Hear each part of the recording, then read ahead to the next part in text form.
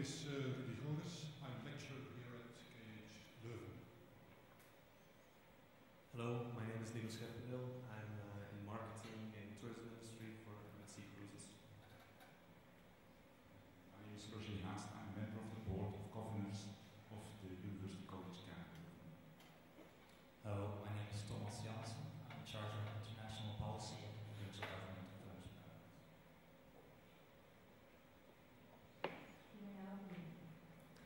Good afternoon and welcome. Good afternoon and welcome to our presentation of our strategic recommendation for Britannia. My name is Alex Cook, and please allow me to introduce my fellow colleagues from Bishop's University. To my right, we have Dominique Lemarise-Gauvin, followed by Nigel Van Dalen and Valerie Marco. Today we will begin by outlining the strategic issue currently being faced by your organization, followed by a thorough analysis of both the external and internal environments. After that, we will present you with a few alternatives that we have generated, as well as our recommendation for your organization. After our recommendation, we will then explain to you how to go about implementing this recommendation. Now, without further ado, let's dive right into the strategic issue currently being faced by your organization. Basically, what you need to do is you need to develop a sustainable strategy to scale up your manufacturing and distribution while incorporating social responsibility. With that in mind, these are the goals we feel you need to consider. First off, you need to create awareness of malnutrition. Second, you need to help prevent malnutrition. And third, you need to position your brand as a socially responsible brand. Dominic will now outline some of the key points in the bakery products industry. Thank you. Now let's start with some of the threats concerning into the industry right now, the bakery products. First, there's also a big lack of awareness in malnutrition. Malnutrition is a serious issue facing India right now, and not many people are aware of it. The demand for glucose biscuits is also very elastic, has very price elasticity, which means people don't react well to a change in price. If the price increase for products that have glucose in it, then people stop buying the product. So it's important for the industry to know to keep the product at a steady, low price. Also, government regulations, the Food Safety and Standards Regulations in 2011 mentioned that they are putting more regulations in order for products to be more nurturing to combat malnutrition. As for opportunities, 139 million people, children in India, need 2 biscuits a day in order to fulfill their nutrient needs. 38% of the world's malnourished children are actually in India. The government subsidies right now are offering 56 cents if you're part of a special program to feed children in schools. Also, there is malnutrition is also not limited to children. This unfortunately reaches many people, both poor, rich, grown men, children, people of all ages. This goes across many demographic regions. 4 key success factors in this industry. You have taste, which is primarily why people eat the product, because it goes through taste barriers. Also, price, like I said, it's very elastic. It's not very elastic, the price. People don't react well to a change, an increase in price. Also, the brand image that the company in the industry actually projects, whether it's environmentally friendly, whether it's good for social responsibility, or good for taste. Also, the efficiency to reduce cost, and then finally the distribution to get this product out to the general public. Nigel? Thanks, Tom. Great. So with that understanding of the industry, let's now take a look at the Britannia company itself, starting with some concerns. First off, limited resources that we could allocate to create awareness. Currently, we only have that 30,000 capacity available for use. Secondly, your organization is perceived as an outsider. Within the Indian market, you are not rural, you are not grassroots, you do not have you have not been established within India as of yet. Therefore, the consumers may perceive you as an outsider. Thirdly, there's no clear target market. What that means is that malnourished individuals, there's no way to specifically identify them. Often there are cases where individuals die and then only later do we find out that they died of malnourishment. So moving on to some strengths now. As I said before, you have 30,000 tons of unused capacity, which we can definitely leverage going forward. Secondly, you were first mover in social products. As I said, the biscuits you have been donating have definitely been the first one in India to do such a thing. You have a strong relationship with World Food Products, which is the #1 humanitarian organization, and that has helped you to create your strategy of CSR. You are the largest producer of bakery products in India, very large market, and you have over a quarter of that market share. And then finally, your organization is known for innovation.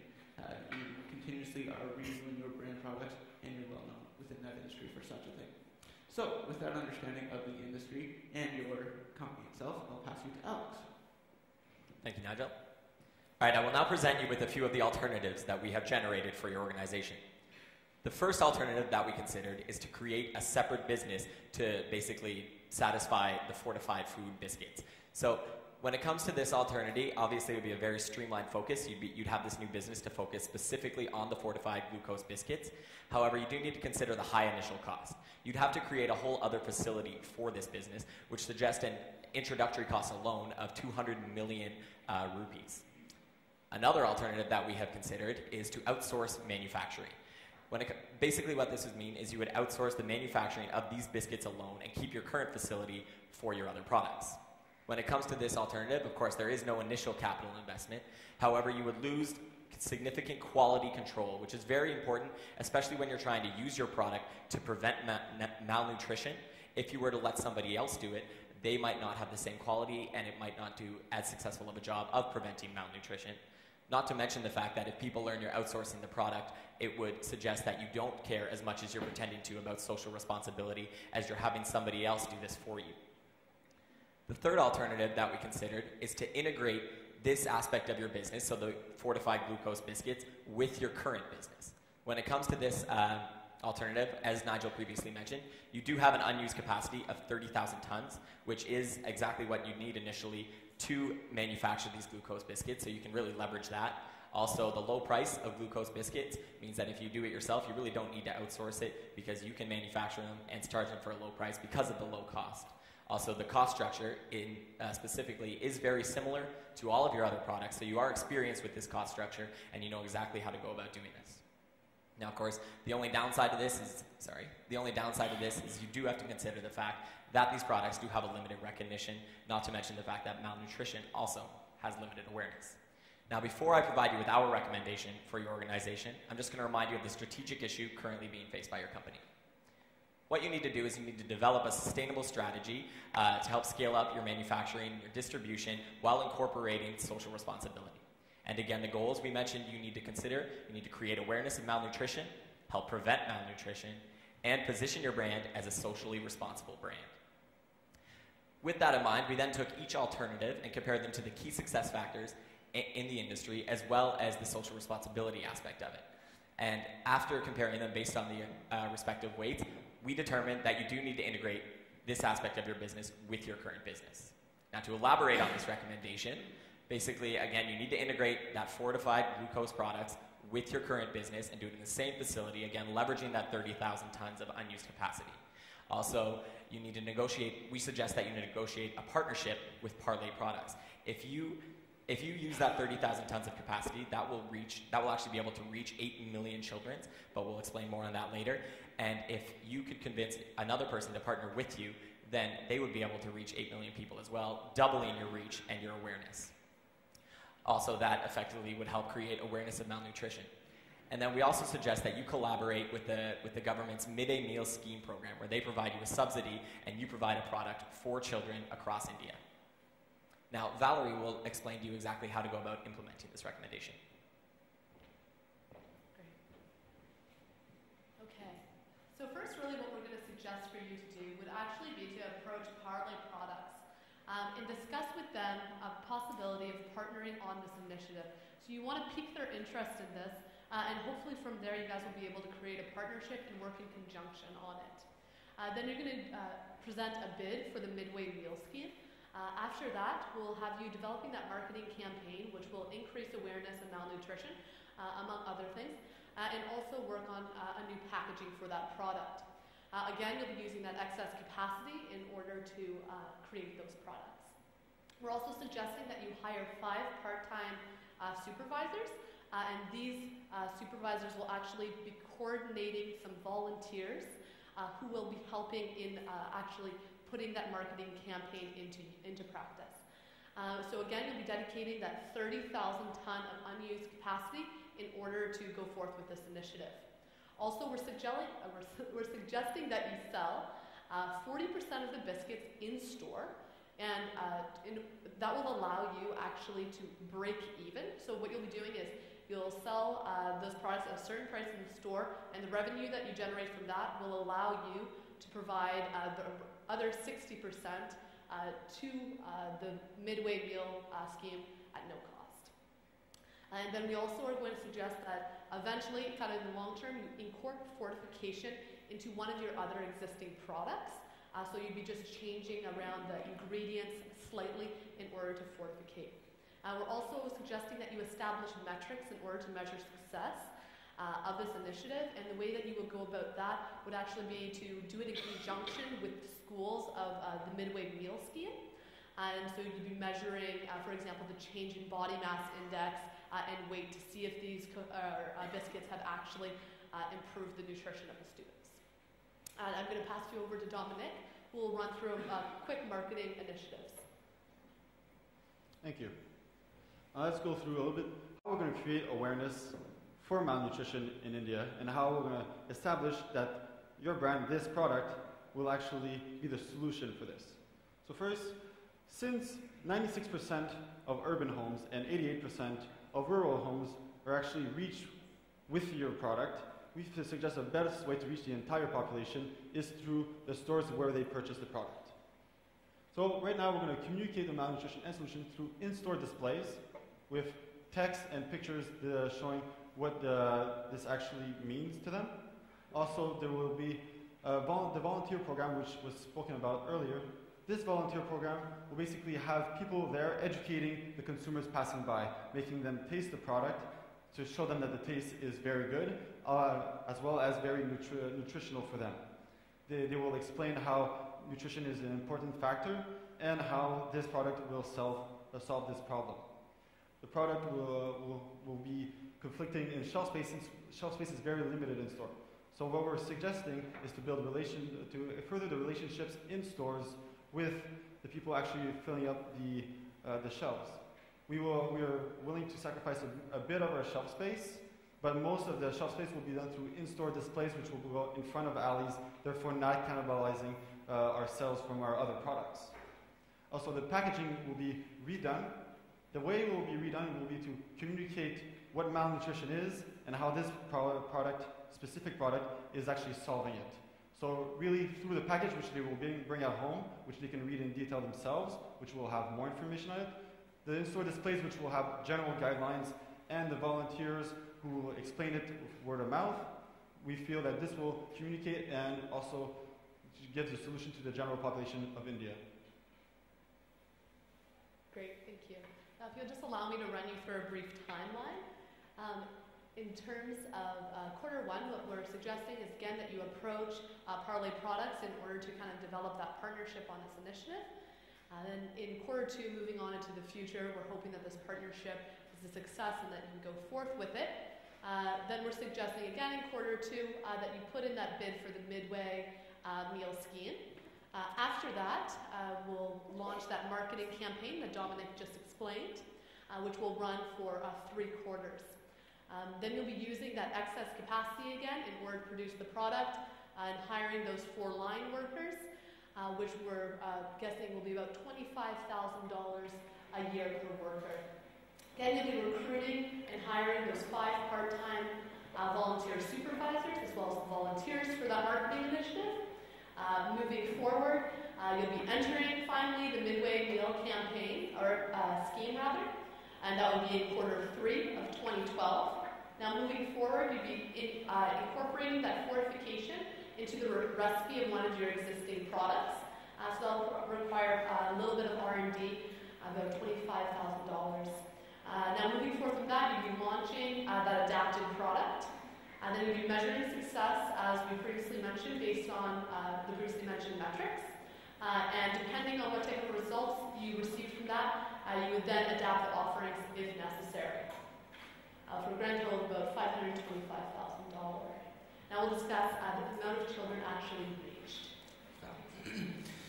So if we look at the existing capacity, as I mentioned previously, you have 30,000 ton capacity available for your use. So if we convert that to kilograms, you're looking at about 30 million capacity. Now, if we look at the amount of kilograms that are required to reach 1 million children, that is to pack them, give them the 2 bars every day, you are looking at being able to possibly affect 13 million children. Now, of all the bars that we produce, some of them have to be retained in order to generate some profit to cover the cost of this initiative. Therefore, we would solely be donating 60% of the bars that are produced. That gives us a total children reach of 8 million kids. Now, as was previously mentioned, we will be partnering up as well, and the initiative is such that our partner will contribute equal to what we contribute. Therefore, their 8 million will also amount to a grand total of 16 million individuals, which is a pretty significant social impact. Of the 139 children in India, that 6% goes pretty far. Now, if we look at the financial implications of this initiative, as I mentioned, you have 30 million kilogram capacity available. Now, if we accumulate all of the costs that are available here, so the cooking, transportation, consumables comes up to 2 rupees and 50 rupee cents. In addition to the biscuit supplementation, so that's adding extra vitamins in there, that's like an additional 60 rupee cents. Now, the government subsidy, which will be given to the schools, which will be given in turn to us, therefore the schools will be receiving it for free. We will get that additional revenue. So the total cost per kilogram that we produce will come out to about 5 US cents. And so, with that 5 cents, we multiply that by the total kilograms that are produced, you're looking at a total cost of a little bit over $1 million.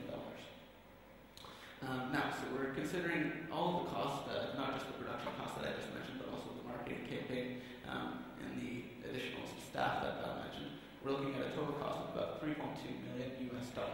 Now, we compare that with the additional revenue which we will receive from the 40% of the bars that we actually sell. We were looking to have additional revenue over the cost of this CSR initiative. Alex? Thank you, Nigel. All right, so basically now I'm going to go through exactly what we expect our competitors to do and why they won't be able to do it, how you're going to go about defending it. So first of all, once you introduce this social responsibility initiative, basically we expect that your competitors in India are going to introduce similar social responsibility initiatives. So the way you're going to defend against this is, well, first of all, before even defending, you have your first mover advantage. You are the first mover in social practices, and you will be the one to actually launch this initiative along with your partner. Also, after implementing this recommendation, you will have associated your brand image with malnutrition awareness and with helping to prevent malnutrition. So that'll be one step up on your competitors who will just be entering that and trying to do that themselves. Also, as Valerie previously mentioned, you're going to incorporate that fortification into your existing products to make it available for other consumers who purchase your current products, not necessarily the children at the school.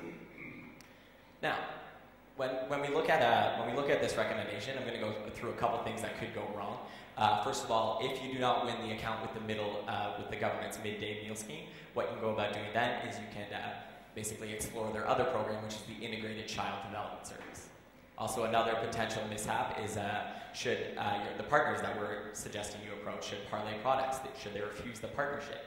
At that point, we suggest you negotiate with your other local India competitors, ITC and Surya Foods. And remember, even if you do partner with one of these, in the long term, you could go about incorporating more competitors in this as well, as the more partners you have, if they all follow your suggestion of 8 million, 30,000 tons, then every partner you partner up with, you will actually reach 8 million more children in India.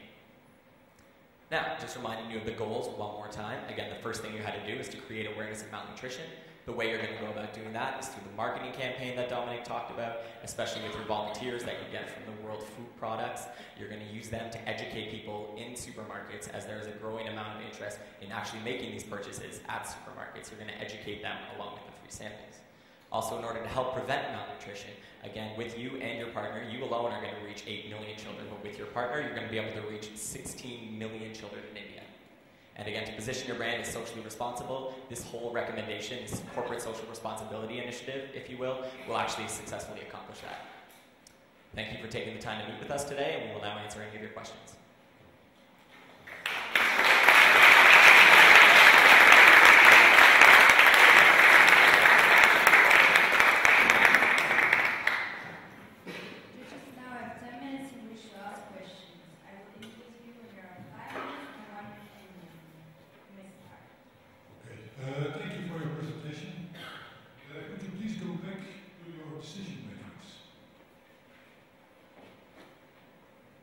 a couple seconds.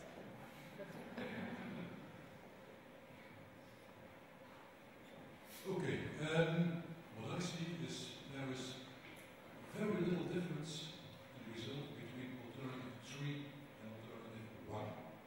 If you change one of the criteria, probably you end up with other solutions. What are your two main reasons why you chose alternative 3? The main reasons we chose alternative 3 over alternative 1 is it's not mentioned in the decision matrix, but it was mentioned when we analyzed the alternatives, is that with alternative 1, by creating that separate business, it will be a 200 million rupee cost initially just to create the facility. You then have to go about staffing that entire facility and training all those employees. Whereas, and then if you were to do that, your 30,000 tons of unused capacity at your current facility would remain unused, which is inefficient. Hello. I'm a bit concerned actually. We have a 30,000 ton overcapacity and you're going to allocate all this to this new initiative. Do you project zero growth for our company in our other product lines? Because as you know, we also have about 10 other products, only biscuits, we also have dairy. If you don't have any production capacity left, how will we cope with this? Oh, sorry. All right. When we were looking at the capacity, we were looking at capacity for the biscuits. So the capacity for the biscuits was to grow this. We wanted to use all of it, you're right, for the main reason that we wanted to show the social responsibility, dedication that you had to it. We feel that if you don't use the capacity that you have for it, it would demonstrate that you're not really engaged fully to reaching as many people as you can. Now, an alternative to this is maybe adding an extra shift or possibly expanding your product capacity once you see the demand is growing.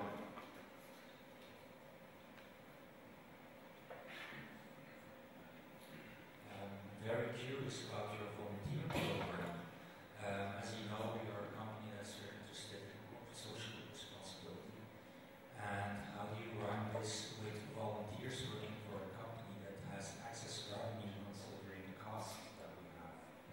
How will you recruit the volunteers?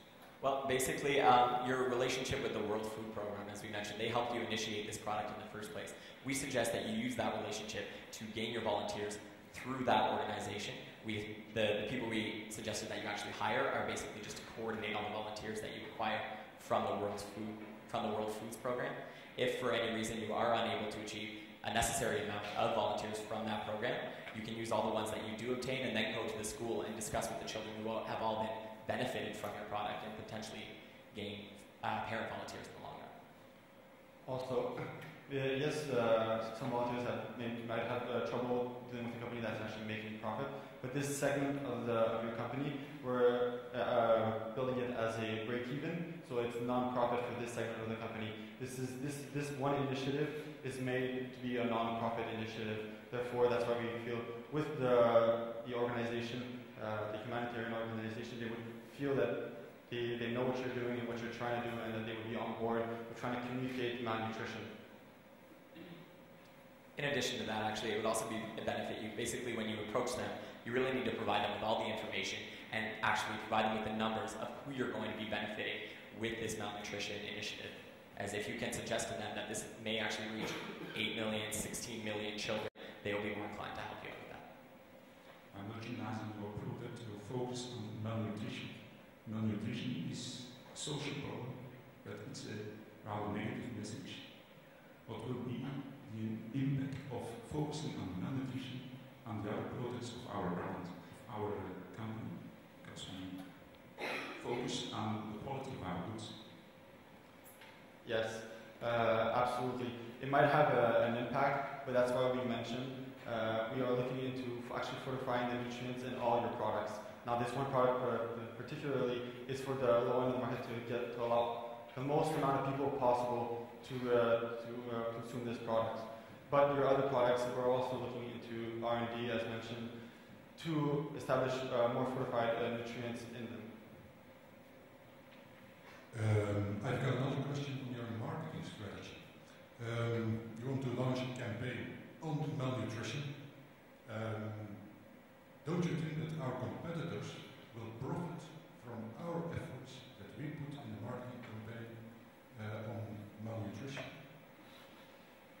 Yes, they will benefit. Actually, everybody who sees it will benefit because that's the point of social responsibility, is that the social population benefits from what you're doing. Unfortunately, your competitors will help, but hopefully, with this initiative, they will maybe contact you and want to be part of it and want to actually grow the base from 16 million possibly to 32 million and eventually to the entire population. A further question on your marketing plan. Going back to the budget, you say you allocate $400,000 US dollars, I said, for this plan over, if I'm correct, 3 years. Can you please explain it to me that this is feasible for a country with over 1 billion people? You were talking about shelf displays, etc. As you will have seen, we have more than 3.5 million retail stores in only India. Do you think this budget? How will you allocate the budget so that every place, urban, rural, will be affected in an equal way? Unfortunately, with the amount of product that you're distributing, which is only 40% being distributed in stores, you will not be able to have them in every store in India. That's clearly, really not enough products to distribute everywhere. You would have, if you would do that, you would have maybe one product on each shelf. So with this budget would only go into high population areas or the areas that are distant away from the heavy urban areas. Basically, not every store would get it. Only the stores that we feel are best located would actually receive all this entire package. And is there a margin in your marketing plan for the high illiteracy rates in India as well? How will they be reached? That's with the volunteers who actually communicate verbally with was the three-pronged attack that we spoke about. There is the communication, which they can read, and with the images on the products, which they will be able to understand. But that's why we have volunteers out in the stores and actually communicating verbally the message. I also have a small marketing question, but it's not related to the customer, it's related to the government. As you know, in India, government doesn't tend to look at money figures. How are you going to lobby government if you want to participate in the midday scheme? Do you have a strategy for this? Well, the midday scheme is a bid process. And the bid process, we are offering this at zero cost to them. Now, it says that the midday process, anybody who gets the bid will get 56 cents, which we have allocated to cover some costs, but the rest of it will be at zero. We've also, by partnering with a grassroots organization in the country, we're able to gain some leverage with the government in order to, we're being social by hiring people that are local, that will be producing the products, as well as not providing it at any cost to the midday program. I have a question on the reasons why you didn't choose the outsourcing model. You say the risk is the risk of quality control. Now, a large deal of our production is outsourced, and we tend to manage the quality control pretty good. So how high is that risk? To answer that, you are really good at managing the quality control when it comes to your existing products, but you've had a lot of experience with these existing products, and so have the people that actually manufacture, that you actually outsource to. When it comes to this is a new quality, new product, and it's really, it's kind of sensitive. It's a sensitive product, whereas it's meant to benefit and prevent malnutrition, which is something that you really have to focus on, especially initially until you get it completely 100%. You should really be focusing your efforts on that and doing it on your own as opposed to trusting someone else to do it for you. Okay, thank you. One last question. You've got 15 seconds to convince me that you're the right team to accompany us in this project. Well, with these figures, you really can't afford not to choose another group. Thank you.